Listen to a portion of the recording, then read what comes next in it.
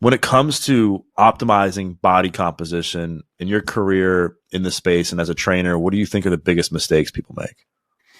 Well, I think that one of the things I've been really known for, because I really wasn't that great of an athlete and just am not in general, is I had to be a really consistent person. So I thought if I couldn't beat somebody like whatever I was trying to do from a standpoint of powerlifting, bodybuilding, whatever, that I could be super consistent. So I think like I've been on this whole kick where I say consistency is a superpower and it's available to everyone. The problem is it's the easiest thing to understand and the hardest thing to execute. And so that is the first thing, is that you don't see a lot of results on day 1 or maybe day 10 or day 20. But the reality is you need to sign up to just dedicate to a certain amount of like habits so you even get a chance to get what you want. And I think if people were a little bit more patient and understanding that that's like the main thing, what can you be consistent at? And then where's the boundaries that you're going to put around that so you can give yourself a chance and time frame? Those are like kind of the first 2 of non-negotiables I think people really need to figure out in their life. Look, it's just kind of like working. Everybody gotta like do something to try to attempt to be healthier and live as long as you can. I mean, it's just one of those things like we all got to do it. So we got to find something, what works for us. What I like to do might not be like the next person likes to do. So I think those are 2 things. I think the third thing is that people have an entitlement to think that they should be able to eat whatever they want, and they can't. And the reality is I'm a person that has taken this extremely serious pretty much my entire life since I can remember. I haven't missed more than a week's workouts since I was 17. I'm 46 right now and I can't out-train it. So the reality is you have to just come to terms with there's a certain amount of food that is just fuel.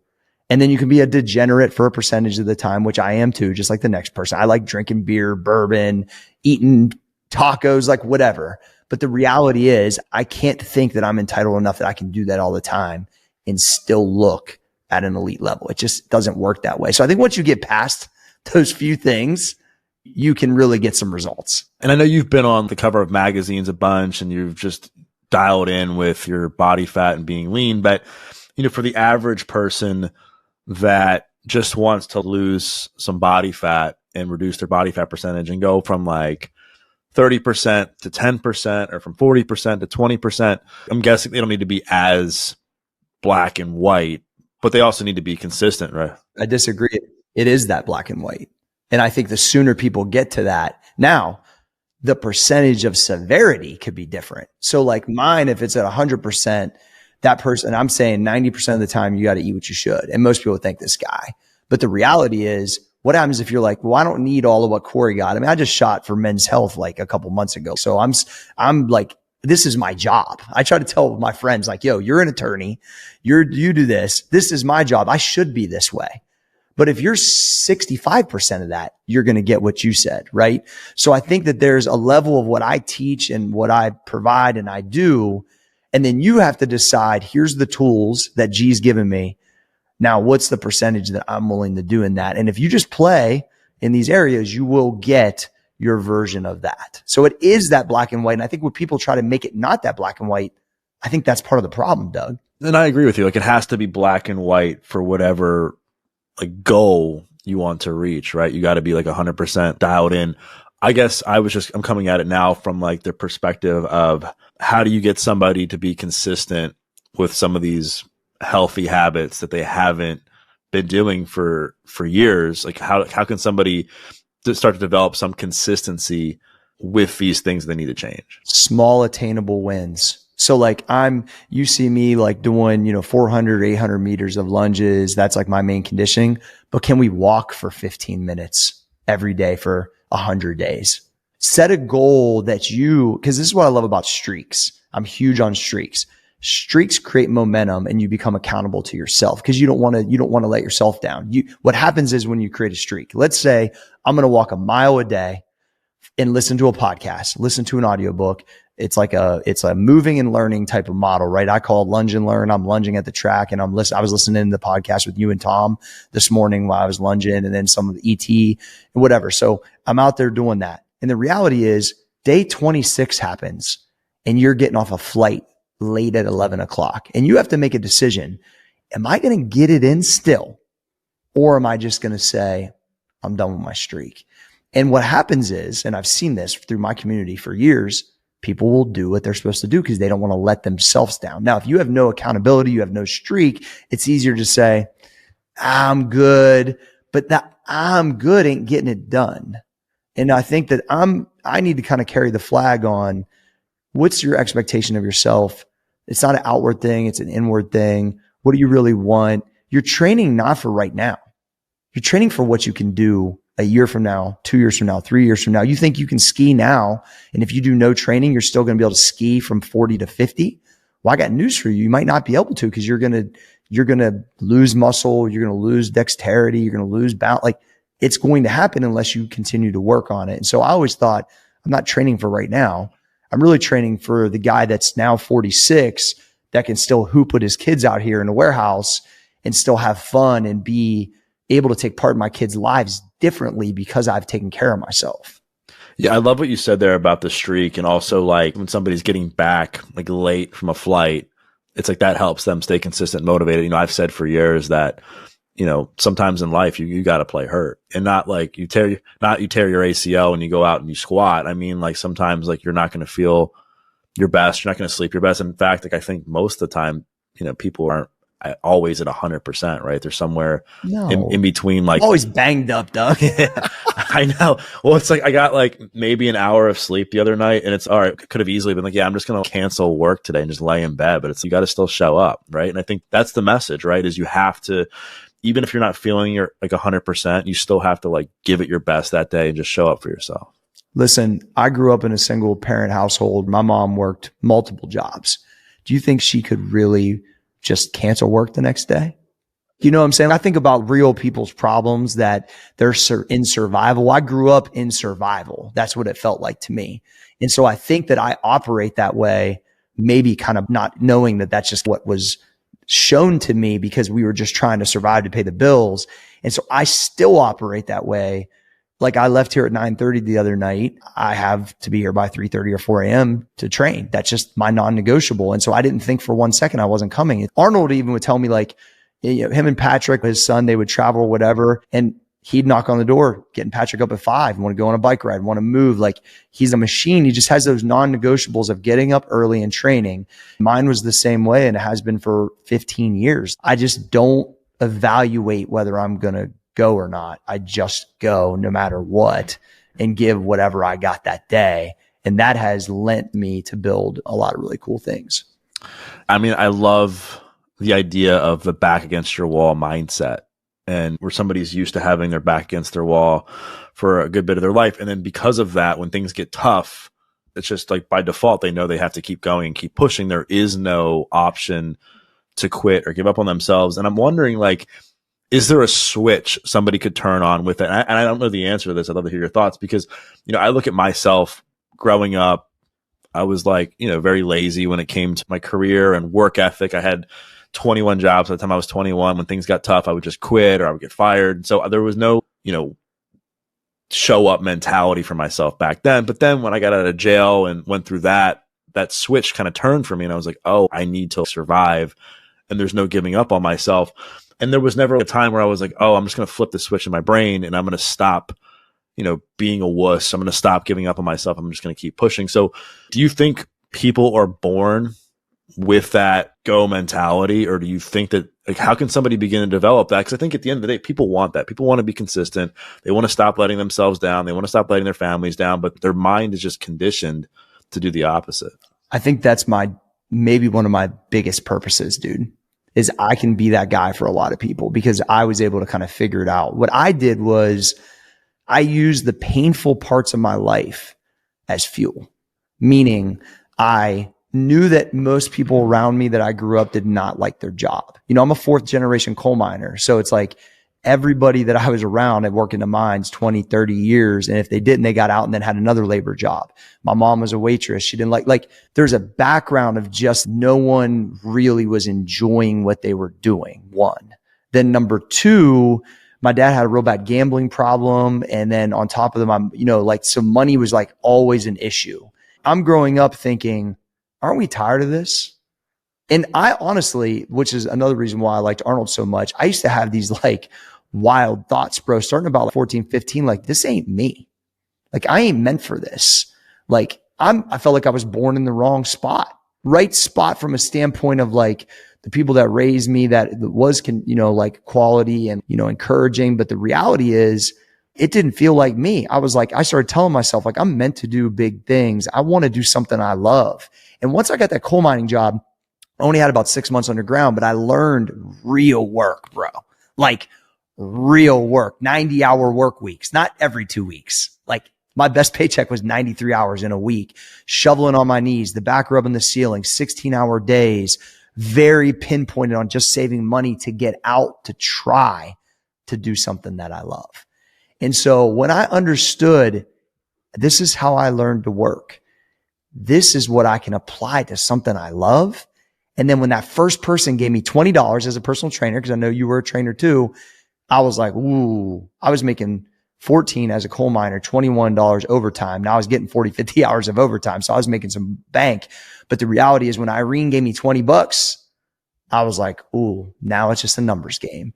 And so I think that what turned on for me was I was so fed up for multiple generations of this stuff kind of happening that I was like so driven that I came up with this why and purpose that was generational change. When I'm done with this thing, my family's never the same. And so I knew when I was signing up for that, Doug, that was probably a lifelong thing. And I was okay with it because I was so tired of watching that happen and watching my mom cry and watch all that. And I was like, if I get a chance at this, watch out. And that's literally the path. I started my LLC, personal training, in 1999. I got out of the coal mine in 98. I've been a full-time fitness entrepreneur since then. It's 2024. This is what I do, bro. This ain't my hobby. And I've been serious about changing people and building businesses and being authentic this entire time. And I think that's why I'm here. But that shift changed about 15 or 16 when I started asking the questions, what, why, how, what's required. And that's what it was, man. And so do you think it takes like for somebody to get to that point in order for their mindset to shift like that? I mean, there's a saying in the recovery community that people will change and stop, using the substance when they're sick and tired of being sick and tired, right? Do you think people have to reach that point to have that shift like you and I both had? Or do you think that people can just wake up one day and be like, you know what, like maybe it's time for me to go a different path in life? I think they need to work on themselves and ask the questions why. Meaning, okay, maybe they didn't have some type of unfortunate situation like that or go through what you went through, but they can still dream, man. I think I was the kid in school not paying attention, daydreaming out the window thinking, what could I be? What's possible? Because I didn't fit in the box because I'm like, I'm a 2.0 student. Like I'm the same as like all entrepreneurs you hear, like terrible in school, like all that, right? But the reality is I just kept asking myself, like, why is this person, like, are they that different than me? And the answer is no, they're not. Actually, they might not be even as good. Like I have he was my godfather who just passed away, and he had his name's King O'Toole, actually. He was an Irish dude because I'm Irish and Italian. And he said, I never thought I was better than anyone else. I just thought I was at least as good.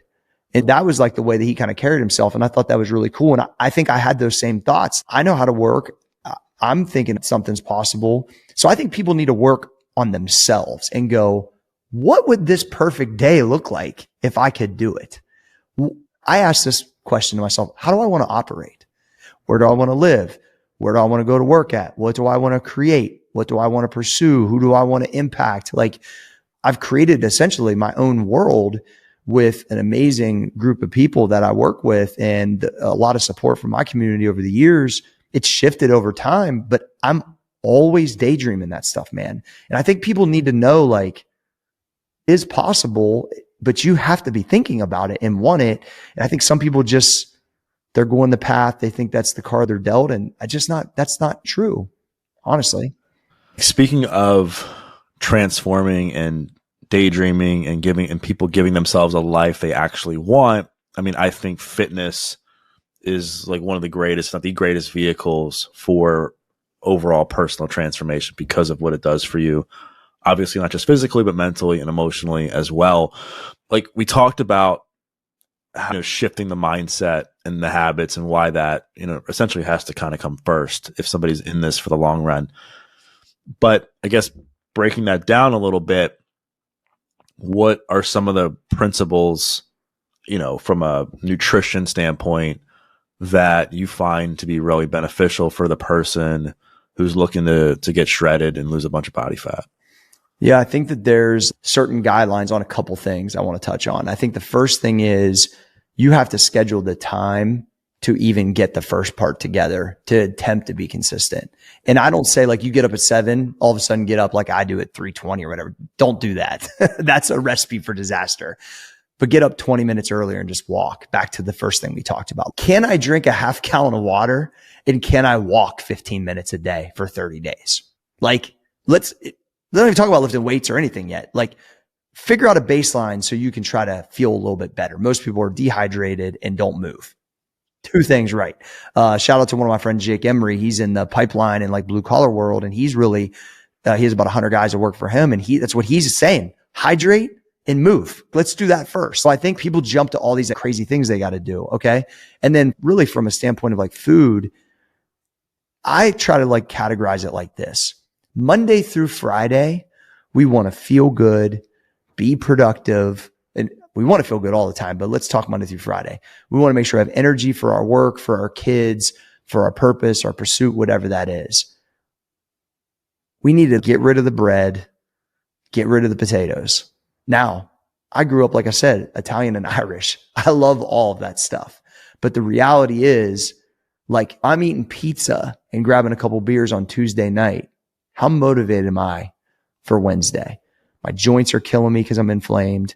I'm dehydrated because I had alcohol. I'm not getting up like a killer on Wednesday. I'm not doing great in my board meeting. I probably not doing very good at my work site. Like, you have to start to think of the whole thing. And so I try to say, look, meat, vegetables, quality fats. That's it. That's what you should be eating. Meat, vegetables, quality fats. If you're like in the grocery store and you're like, all right, this guy says I need meat. It could be, beef, pork, chicken. I don't care what it is. Just make sure it's a quality meat. Pick a bag of vegetables and find a fat. Is it almonds? Is it avocado? Like, it's really that simple. I eat 5 total things most of the time. And then Friday night hits. I'm like, give me some wings. Give me a bourbon. I smoke cigars, which I got that from Arnold, actually. That was like one of the degenerate things I picked up from him. But I just think like it's really that simple. People overcomplicate it. And what I've done with kind of my mentality is I've put this fasting protocol together where it's like Monday through Friday, you need to keep it in the lines. Friday and Saturday, we have some cheating protocols. And then you can still get better each week, but not feel like I'm taking everything away from you. And actually what I'm doing is giving you everything back.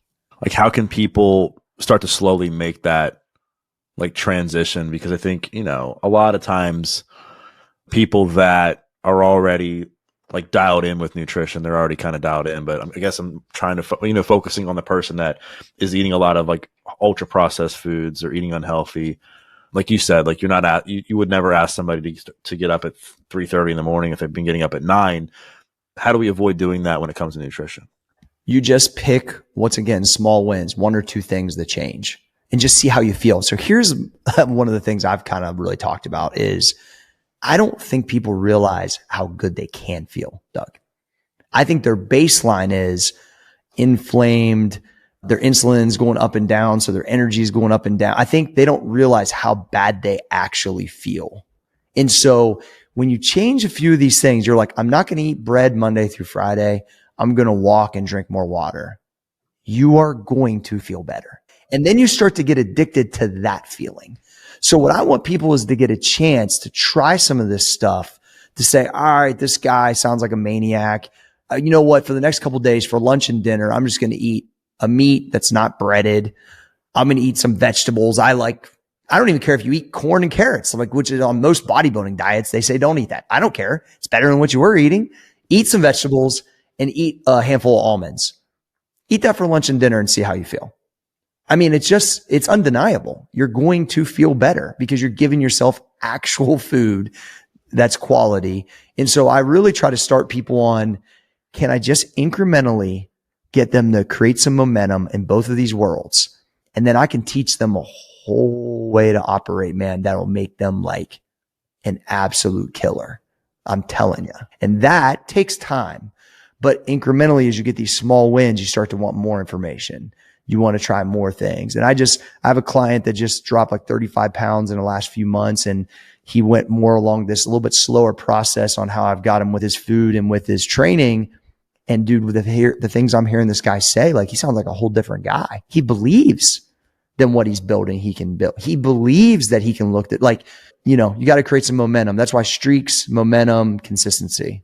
Any tips for helping with satiety? Because I know if somebody goes from eating meals that are, in many cases, they're eating like 1,000-calorie meal for lunch. If they're going out to McDonald's or some fast food restaurant and getting like a double cheeseburger with fries and maybe milkshake or something, and then they're going to eat like chicken with, like you mentioned, like corn and carrots, which probably at the most might be like 400 calories. I can imagine with somebody being a little hungry throughout the day. Like, what tips do you have for people when they're dieting, and for them not to undereat, but also for them to not like give in to like cravings when they're hungry? Yeah, I'm glad you asked that, because just because you're eating those things doesn't mean you have to necessarily eat less. Actually, you'll fill up faster. So I always tell people, like, one, I don't count calories either. I just go in the guidelines and how I feel that day. And I've always taught people that. So it's like, you're a little extra hungry that day, eat an extra handful of almonds, eat a little bit more meat, eat a little bit more vegetables. Don't come away overstuffed. But if you know you're a person that's going to create, like, I've seen like where if people know they're getting something at the end of the week, they're usually pretty good for 4 or 5 days. If I told you, like, just eat this during the week, on Friday, you can have some wings, ice cream, and have a drink if you want, if you're able to do that. Most people can do it. They just don't have a strategy. I would just argue that whatever strategy the person's using now, they probably need more information to attempt a better one. Now, the black and white, how extreme or not extreme it is, that's up to the person, and they'll evolve over time, Doug. But the reality is, I just think it is like a strategy. I'm in a life fitness strategy, but even as crazy as I sound, I'm advising thousands of people all over the world that are just starting or have started and stopped a lot. And these are strategies that have worked for a really long time in my community, because I don't want you to be the person at the family event eating out of Tupperware. Like, I didn't like that. And I was the guy shooting covers of magazines. So what happens when all of a sudden you create this machine through this strategy, and you're the person that has dropped 30 pounds, that maybe has a little bit of baby abs, that does feel really good, and you're the one smashing cookies and stuff at the family party, and people's looking at you like, well, how's that work? And it's because we built up a machine, and your body actually needs it at that point. And so that's kind of the way that I've done, is I've thought, how can I be quote unquote more normal when that's required? And how can I then teach that as a strategy for other professionals that don't do this for a living, that look like maybe they get to a point where they're clearly in better shape than everyone else. Yeah, I'd love to hear your thoughts on the mental health aspect of being on the cover of a magazine, because I think that a lot of people assume that once they reach that level of leanness, that all their problems are going to go away and that they're going to just feel good about themselves all the time. And some of the most miserable people I know are some of the most lean people and most in shape people I know, because of their unhealthy relationship with themselves and fitness. And I've had my own battle with that, which is another story for another day. But as real as you can be, like, talk about like the mental aspect of all this. Oh, that's a great question. No one's ever asked me that before. Once you see yourself at that level, it's really hard to unsee it, because one, the work that is required. And I'll be honest with you, I was struggling on and off of those times. I'd shoot a cover of Fitness RX or go work with Men's Health type of stuff, and then need to rest, like gain a little bit of weight. Not crazy, but I used to have some fluctuations where I would go maybe as high as 220 and then back to 175. And I've never taken drugs, so I'm lifetime clean. I don't do the TRT. I don't do any of that, bro. Like, I'm just a natural athlete since day one, like supplements, training, food. So when you see what I do, I don't have then this other secret you don't know about. Like, you get what you see is really what you get from my protocols and my work. And the reality is like, I'm battling an industry where that's not true most of the time, right? So you have that dysmorphia of like, I'm a dude who's 185 and looks this way, that's elite. but the guys that are beating me are weighing 205 because I know what they're taking. You know what I mean? So I got that. So I have this, trying to keep this level of fitness, and I'd have these fall offs. So then I was like, okay, I got 3 kids, been married 20 years, like try to have somewhat of a normal situation from that standpoint. How can I create like a strategy? I don't really call it a hack because it's really not a hack, but it's like, how can I create a better strategy to be more normal, but have an elite physique situation at the same time that doesn't have these swings? And that 10 years ago, I had read a book. 12 years ago, I read a book called The Anabolic Diet by Mario Di Pasquale, who I got a chance to work with. He's a really famous doctor. He's like in his 70s now. He had taught this guy named Dr. Eric Serrano, who I learned from in person. He's from Columbus. He's been helping me since I was in my 20s. And it's creating a drug-like response without drugs through protocols. And I took that version of the anabolic diet in a fasting protocol that I created early 2012, 13, and created anabolic fasting. And I just tested it on myself and got wild results, and then wild results for others. And that's what I've been, kind of teaching my community for all these years. But it was through the upsettedness, exactly what you just asked about. Now, I see myself eating today, and I believe I can make it better, build it tighter, do whatever. That's probably never going to go away, but I don't have that same level of what I went through prior at all. But that's part of it, though. It's hard. It's like a dysmorphia. I mean, yeah, you said something there that I think hits home. It hits home with me, and I think it hits home with a lot of people. Once you see yourself at that level of leanness, it's hard to unsee it. And it's so true. And it's like you're always, in some ways just trying to figure out a way to maintain it or get back there to where you essentially become sick. Like I definitely can relate to that. I was able to go the opposite direction, though, Doug, is not be sick from it, even though I might have been borderline at a period of time, like earlier in my career, but then go towards more of a lifestyle of like, yeah, I am. This is the level of expectation. I can maintain it. And I might fluctuate up to like 195 and down to 190-ish, like on purpose if I'm doing heavier stuff or whatever, but it's well within reason and time frames and more reality, I would say. So would you say the principles of, I guess, call it sanity, leanness, are what you talked about? Like you advise people, and for yourself, you eat mainly like meat, vegetables, healthy fats throughout the week. And then on the weekends, you have these calculated cheat times. Yeah, it's literally like I call it like a cheating protocol or strategy. We even have vacation strategy, all of that stuff, because I literally was fighting for this myself so bad, Doug. Because here, if I'm in this profession and I'm struggling, how can I expect someone that doesn't love it like I love it to do it? It's just not reality. So I had to create a probably more hardcore version than most, but a more real structure that people could get onto and enjoy and know that there's something each week that can, kind of give them a little bit more of a relaxation that's not going to hinder their results. And it's not a diet. It's an actual lifestyle. I've been doing it since 2012. Like I've been doing it for over a decade. So it's not like a thing I came up with and it's a cool little thing. It's just what it is. But yeah, I just go like, okay, I'm out to eat. People always ask me this. Okay, gee, I'm out to eat. I'm busy, blah, blah, blah. Okay. You tell them you want a steak and vegetables and there's not an extra fat available. Eat some almonds when you get home. There's always a way to do it. So you just say like, here's the guidelines. Here's what I do. And yeah, you go 4 days and you're like, okay, this isn't that exciting. Well, is it that exciting feeling like you're not looking the way you want and not being confident in yourself? Or does it feel awesome to have some results and like maybe be a little bit bored on that, but then win? I mean, to me, it doesn't make sense not to try to feel better and see what that outcome is, because then you got this stuff kind of rolling where you're giving yourself a chance to be more successful, get more opportunities, show up when the lights are on because you're more confident. Those are all the things I think about when I'm like teaching people stuff. Like I'm trying to take care of this and get a chance at maybe a better quality of life or more success or more energy or more time with your family or whatever moves the needle for you.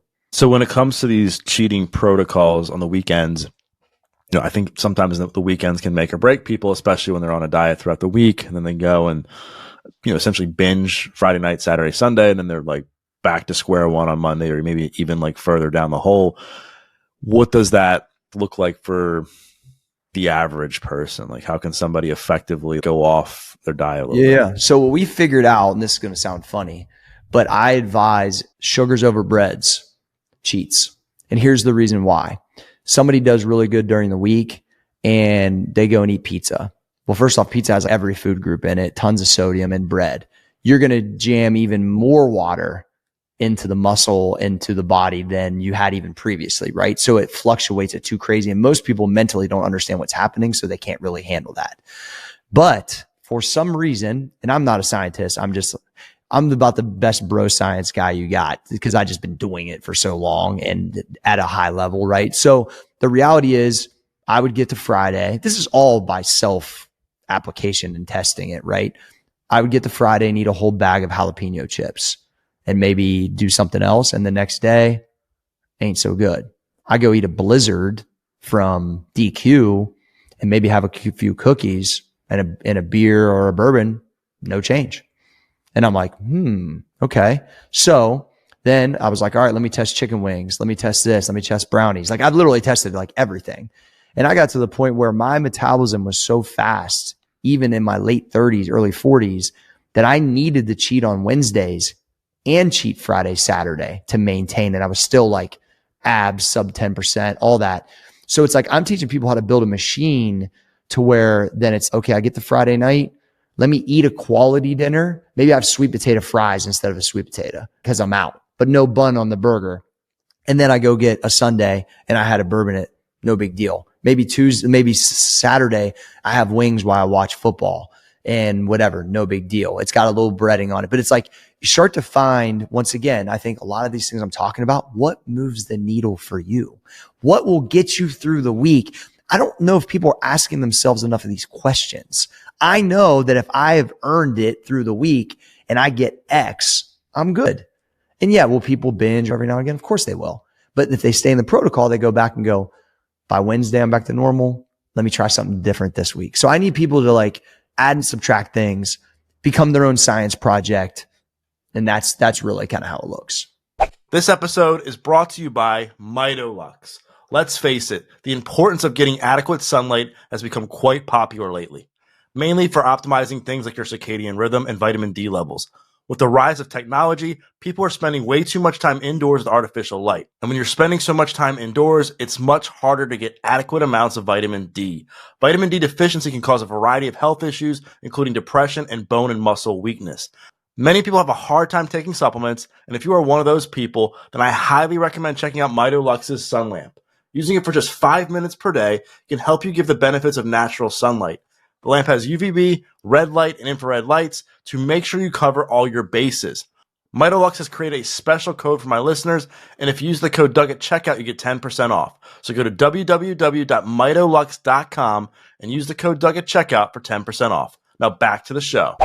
I mean, protein's talked about a lot now, especially in the muscle building community. Any targets that you try to, I mean, you say you don't have people count calories, you just have them kind of just eat. I just have eat till you're full. Yeah. So that's the other thing is I've caught some heat on that from time to time. But once again, most people that you're referring to could give two about setting and counting every item that's coming into their body protein wise. But if I say eat a serving, 12, 14 ounces, whatever, eat till you're full, move on, or eat your vegetables first, eat your fat, and then, eat a serving of protein, half a pound of burger, maybe 3/4 pound, maybe have 2 pieces of salmon. Like literally just don't come away like super hungry because you're going to fall off the rails. And so, no, I don't have any calculation. I mean, I think I'm close to a pound per body weight or like a little under, but I also haven't noticed anything change because I've eaten like this. I actually got more jacked, I think. Yeah, that's cool. We've talked a lot about nutrition and your thoughts around all of that. What about building muscle? What's the standard program you typically use for the general population you train for people that are trying to, get jacked, build some muscle, and lose some fat? Kind of back to your original talking point before we got on air about the 70s guys and Arnold, right? So once again, I'm 46, so I had no internet. I'm learning from muscle magazines, the Arnold Encyclopedia, things of that nature. I still have the Franco Colombo pamphlet series from the 70s that I was gifted. So that's a lot of reason why I got so along with Arnold too, because that's mostly how I kind of came up in the game, right? And if you look at the way those guys train, one, they took the least amount of drugs of the bodybuilders, like especially from 70s up. And I would argue they might have did the most amount of volume. So they had the best of both worlds, essentially, right? Not an overuse of drugs and the volume that made their bodies look the way it did, which is why it's called the golden era.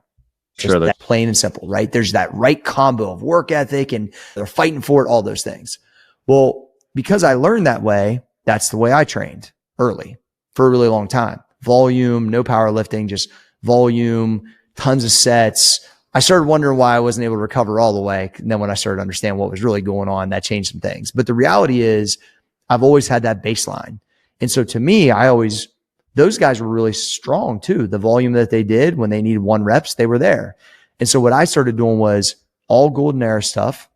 Then I got into more like a Bulgarian and Soviet approaches for powerlifting, a lot of conjugate method stuff with Westside Barbell. And then I learned from John Bros over in Vegas on the Bulgarian method of squatting every day. And so I started, because the way my kind of brain works, I started doing a little bit more repetitive stuff. Really, I mean, dudes that are locked up, they're jacked. What do they do all day? They do pull-ups every day. They don't do them like 2 days a week, right? And so I started kind of taking that same kind of approach with some of the protocols. And I have a mix of Soviet and Bulgarian stuff with 70s bodybuilding kind of paired together. And that has been heavy stuff with a lot of volume. And over time, I've been able to build not only myself, but a lot of guys I work with that are in person that come in my crew at 4 a.m. And also people on the internet have built a lot of really quality muscle from a drug-free standpoint, because the body's always guessing, tons of volume, different angles. And I would say, honestly, man, if I had to say anything I believe I'm elite at, it's programming. I've been making workouts up for a living pretty much my entire adult life. And that was one of the reasons why Arnold wanted to work with me. I make workouts for, like you mentioned, Kyle Richards, Jake Owen. Like, I just program for a living. People join my app for my diets and programs. They stay for a long time after they learn the diet because of my workouts. Right now, I'm doing what's called a Pump 30 workout, which is better for people that don't have as much time. And there's one that drops every day. It's different muscle groups. The 30 minutes, they whoop your, and it's really me using my skill set of 25 years to keep you engaged and keep, you challenged and changing. And so that's kind of like my vibe with the programs, man. Like, people think the stuff that I push out, you'd have to be on drugs to recover from. It's actually the opposite. I grew up in the 90s reading their workouts that was clearly had tons of drugs, and the volume wasn't enough for me to change. I go back to the 60s and 70s and do that volume with my own twist, and my body always changes. Yeah, I remember like just, you see the volume was so low, like back then. You look at it, you're like, there's no way you build muscle on this. The 90s and the early 2000s, you're like, that's your workout? That's not doing it, bro. But you see chest and back, incline, 8 sets of 12, pull-ups. That's how your body changes. And people are like, I can't do that, I can never recover. Oh, really? I mean, or you just never really want to work hard or try? Like, I've done these type of workouts for my whole life, and I only sleep like 5 to 6 hours a night.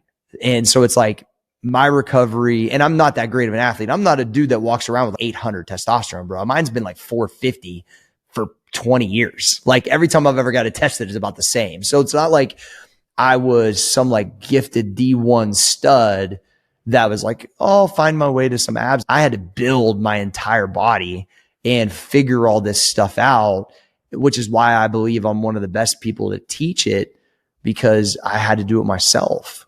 So what does like a weekly program like generally look like? I mean, you mentioned that you combine a few different protocols, one of them being like, the Arnold split was like the famous, chest and back, shoulders and arms and legs. Is it like that, or do you do something different? So right now I've been doing the Pump 30s, which are just one body part a day. So I'll go like chest, back, shoulders, arms, legs, and then I lunge 400 meters after that. That's the under an hour, pretty much anybody can do it. You don't need a ton of equipment, and that's been really popular on my app, the Cory Fitness app. The more advanced program is a version of the 70s stuff with the Westside Barbell conjugate with a Bulgarian. So it's like you're doing a GPP, like general physical preparedness, like warm up, meaning like drag the sled, farmer's carries, things like that. You're going into 4 days a week into some type of front squat, 1 day a week a back squat. conjugate method, sometimes against bands, sometimes with pauses. And then there's volume after the main lift, whether it's a major press or some type of pull. And so it's like more of like an hour and a half, 2 hour type of thing. You know what I mean? So I have literally like the whole array of things. And I trained like that for a really long time. I've just now most recently backed off. I competed from 17 to 44. My last competitive squat was 694 at 181 at 44 years old in multiply. It was one of the top drug-free squats like in that class or whatever. Actually, it was number 2. I thought I was number 1 and I messed up the kilo chart. But anyway, that's for a different story. But the reality is I've always been on the more aggressive side, but I've always done both. 3 times in my life, I did a bodybuilding show and a powerlifting meet in the same weekend. So I've always played in both worlds. Crazy. And you've always been natural, like nothing, no testosterone. Never nothing. taken anything. All my kids' lives. My skill set, Doug, is real. I earned every ounce of this. 20 bodybuilding shows, probably 30 powerlifting meets, 13 covers. I mean, bro, I've been competitive every year, every quarter for a really long time. And I have been forced to figure these protocols out to get an attempt to be great at my job. And so what you get from me is real. It actually works. It just is. But I'm also a direct dude. Like I'm trying to do my best job to bring it to where most people can figure out their version that they want to play in within my world of what I teach. But some things just are what they are. You just can't get away with certain. You want to. I would like to eat pizza Monday through Wednesday too. You can't do it. You know what I mean? So I think that direct talk sometimes is a little bit like some people want it and they need it. And other people's they're turned off by it. But the reality is I feel like I'm one of the top people in my profession and I can help a ton of people. And the strategies I figured out, I didn't have any extra help, bro. They're like these accomplishments I got, they're there because of that. The consistency, the work, and the curious nature of my craft to try to figure it out. And so how does a workout differ like that you would do versus something you would prescribe like somebody like Kyle Richards? That's interesting that you bring that up. And same with my wife too. It's like the 40, 50-ish female is starting to do the pump 30 workouts because they need to lift more weights. They're realizing that to battle their hormone changes, that they need to train almost like we did when we were athletes. So there's a program called Cardio Shreds that I program and sent to Kyle for about a year straight that has like running. It's like intervals. You run on the treadmill, you jump off, you hit some dumbbells. Like it's like a little bit more like that. But then a lot of people in this age group are shifting towards lifting a little bit heavier weights and they're getting, so I have both. That's the one thing about the programming on the app, that it's like you might get into this type of program and then be like, all right, well, I'll just try this one this time because I've seen this person doing it or whatever. And that's what happens a lot. But I have something literally for everyone and it does differ. And I really try to keep in mind, like, how do they train now? What's the next step I should send them? And then can I get them to this, even if I know that's where they need to be? So sometimes it's an evolution. And I think with her specifically, it has been where she's lifting more weights now, heavier than she has, not like powerlifting heavy, but just being more mindful, like, oh, this is 8s. Should I be using 12s? And she looks unbelievable. She's on freaking Us Weekly and in her bikini. And I'm always like, yo, this is crazy. You know, so I can't take full credit for that, but I have sent her, I think, some really great ideas, things that she's implemented. And I've been consistent, once again, just sending her programs and stuff for a while. Like, how does somebody then progress? Like, we've talked about like getting started and finding the motivation. We've talked about like different protocols from a health and nutrition and muscle building standpoint. You've also talked about that one of your gifts is your ability to progress people in a way that they can get to that level where they are like looking a certain way. Like, what does that process look like? So I will tell you this. I've been a content creator for my job for so long that I think the amount of content on my app, sometimes I'll just get out front of this, is a little overwhelming for people, right? They're seeing muscles all over the place. They're seeing all this stuff. They don't know where to start. We've been doing a better job, I believe, at a new members area saying, here's the pillars of what we do. And then back to my initial point, what can you consistently keep up? But also, where do you want to go? Like, I think the content outside of just the training content that I offer is really impactful because I'm making people question what's possible and really try to believe, like, where could they take their body to? How do they want to look? Do they want to be 20 pounds lighter and they would normally quit. But what happens if they went 35 and they actually could see like a little line? I really think that as people dig in, the natural progression is there. But I'm really trying to do a better job of people onboarding and going, okay, G, where do I start at? And I really want them to say like, here's the pump 30 or here's a dumbbell only program. Like think about your strategy of what you can actually keep up. Are you working out in your garage? Do you go to a gym? Do you think you can go to a gym on a regular basis? What can we actually do?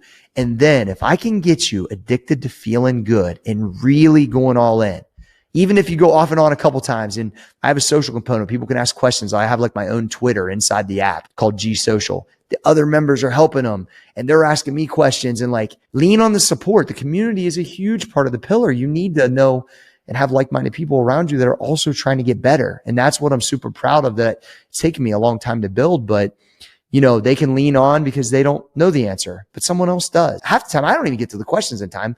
There's 9 other people that have answered it, which is amazing. But the progress is find your start point, think about how you want to be, and just try your absolute best to be consistent, because that will turn into something unbelievable. As you know, look at your podcast, Doug. You've been consistent for a period of time that now when people are reaching out to me, telling me I got to do this, they're using things like, this dude's like gaining crazy steam. He's blowing up. He does a great job. He's having good guests. Dude, I'm sure you love having people talk about you like that. And why?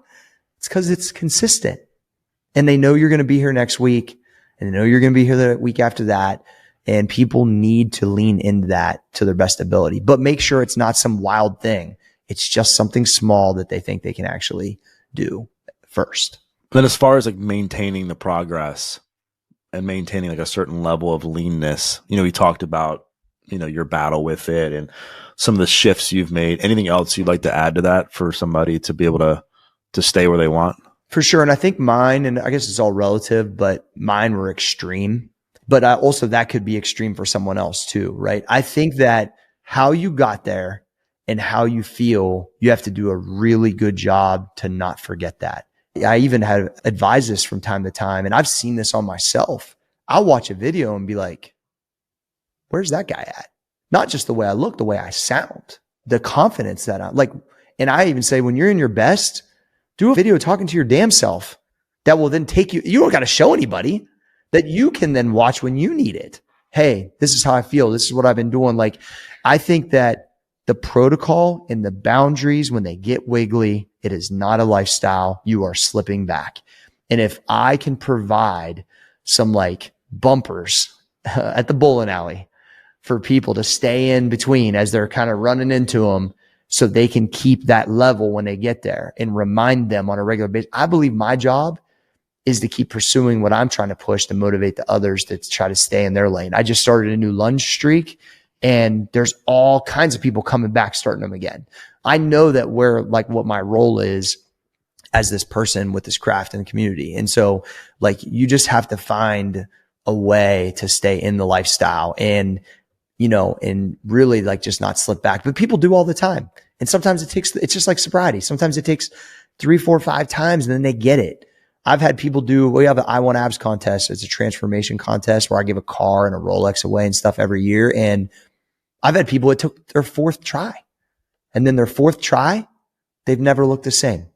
They tried 3 times. It didn't work. They finished the contest, but it was half and whatever. And so, you know, it takes time, man. I'd love to get your unbiased thoughts on the supplement industry. Obviously, you know, you started a massive supplement company back in the day and done other things in that space, and they've continued to increase in popularity. There's so many companies out there. What's the side of the supplement industry you think people don't necessarily understand, that they're missing, that they should pay attention to before buying stuff? Well, I think that couple things. First off, you know, I started my first supplement business in 2008. Then when I left Muscle Farm, I started Max Effort Muscle, which has been going since 15. So you got to figure, like, I've been in this 20 basically, right? In that part of the business. I think back to kind of the steroid use, I at least was able to say like, hey, this is my training protocols.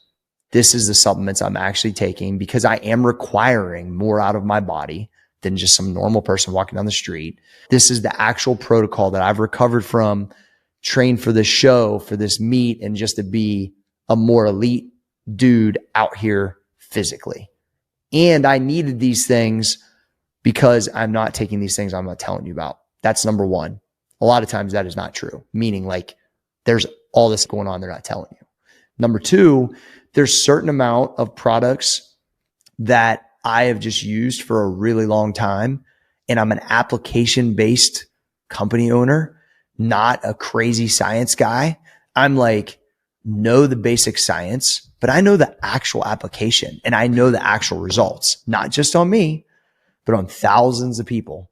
And some of my formulas have evolved over time, but the reality is like I've selected the 3, 4, 5 items I take on a regular basis.